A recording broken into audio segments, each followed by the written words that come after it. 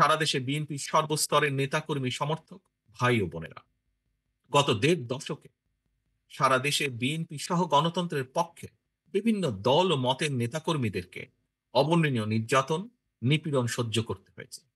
কেবল বিএনপিরই প্রায় ৬০ লক্ষেরও বেশি নেতাকর্মীর বিরুদ্ধে ১.৫ লাখ রাজনৈতিক হয়রানিমূলক মামলা দেওয়া হয়েছে। বিএনপির কেন্দ্রীয় নেতা ইলিয়াস আলী, কমিশনার চৌধুরী আলমের মতন অনেক নেতাকর্মীরা আজ পর্যন্ত নিখোঁজ খুঁজে পাইনি আমরা। শুধুমাত্র বিএনপি করার অপরাধে হাজার হাজার নেতাকর্মী সমর্থককে গুম, খুন, অপহরণ করা হয়েছে। তবুও বিএনপির নেতাকর্মীরা কেউ দল ছেড়ে যাননি, স্বৈরাচার সঙ্গে করেনি আপোষ।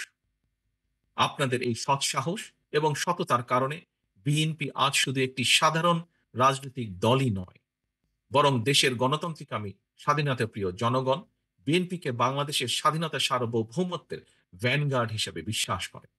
এটি একজন রাজনৈতিক কর্মীর জন্য নিঃসন্দেহে একটি বিরাট বড় প্রাপ্তি। এ কারণেই দলের সর্বস্তরের প্রতিটি নেতাকর্মীকে আরো বেশি দায়িত্বশীলতার পরিচয় দিতে হবে। আচরণে হতে হবে আরো বেশি সতর্ক এবং সংযত।